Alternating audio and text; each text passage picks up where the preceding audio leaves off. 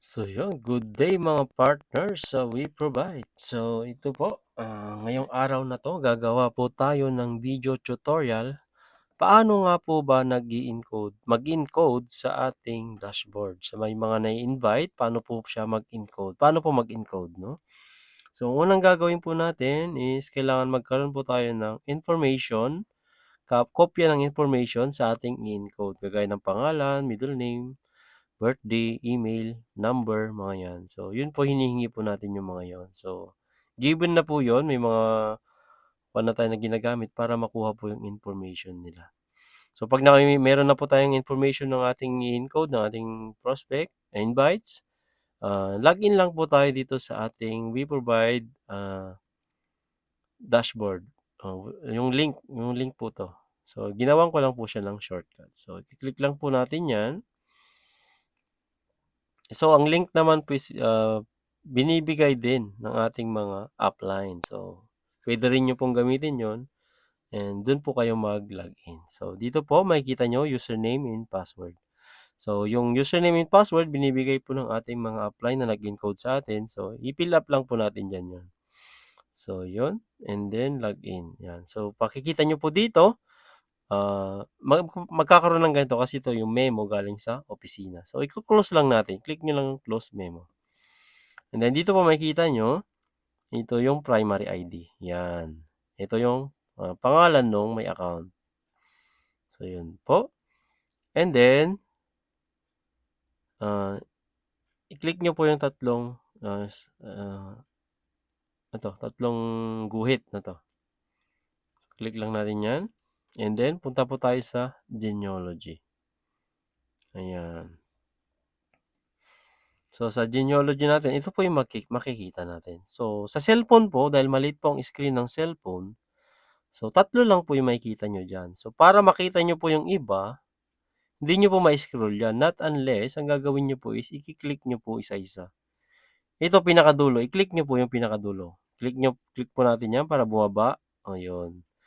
So, yung kanina, ito yung pinakamataas. Ito na yung baba niya. Yung pinakamataas, ito yung pinakababa niya. So, para bumaba ulit, tandaan po yung number, 009699. Sige, click po natin para maniwala po kayo na bumababa siya. Yun. 009699. Ito po yung nasa taas kanina.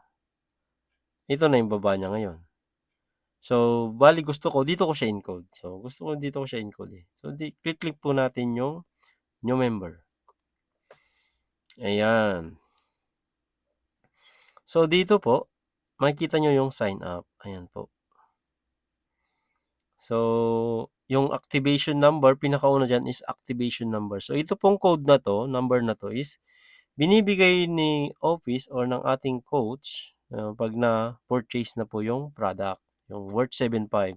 Kung 7.5 yung kinuha ng ating member.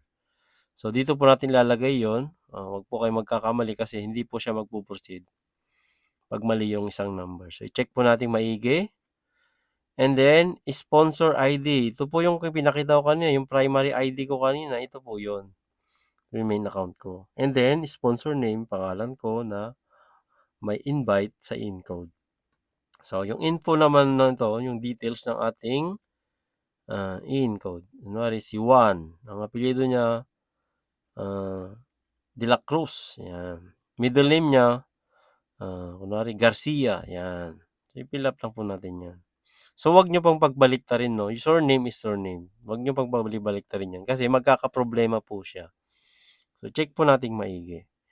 And then, next, yung birthday. Itong birthday naman, hanggang sa, yung iba ito, mobile, saka email. Ito po, wala pong problema, nagkamali kayo. Pwede po siyang ma-edit sa ating dashboard. So, ito po pinaka-importante. 1, 2, 3. Yan, yung pangalan. And then, sa baba naman, ito rin yung tatlo. Dito sa tatlo naman sa baba, ito rin yung importante. Yung username, para hindi po kayo magkamali, make sure, isulat nyo po. Username, password. And then, yung password na to, is confirm nyo po dito. Dapat magkapares ng dalawang to. And then, pag okay na, i-double check po natin ulit. Yan. So, i-check nyo ulit dyan sa taas, pababa. Sa isahin nyo. Yan. So, pag okay na lahat, gagawin nyo po is i-check nyo na po itong box na to. Pagka-check nyo po yung box and then click sign up. Pagka-click niyo po ng sign up and then maglo-loading po 'yan hanggang sa mag-proceed na siya. And then magpapakita po diyan na, successful registration na, ayun po.